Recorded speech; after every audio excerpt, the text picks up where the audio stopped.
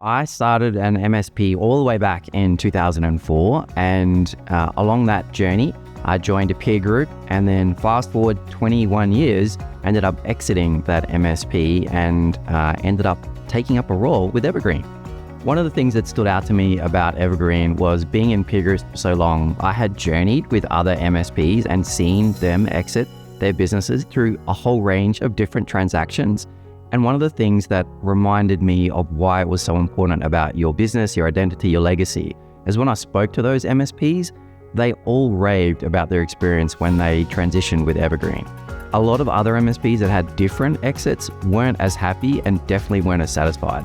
So that was a huge reason why I chose to come and work with Evergreen.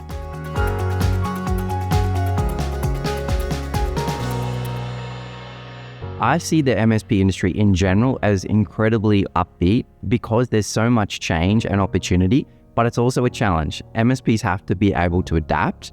And in ANZ, we are a very innovative area. And for us, it's important to keep growing. And I think that shows up with what we want to do with Evergreen to help be a permanent home for those businesses and leaders as they look at the next chapter in their careers and their journeys.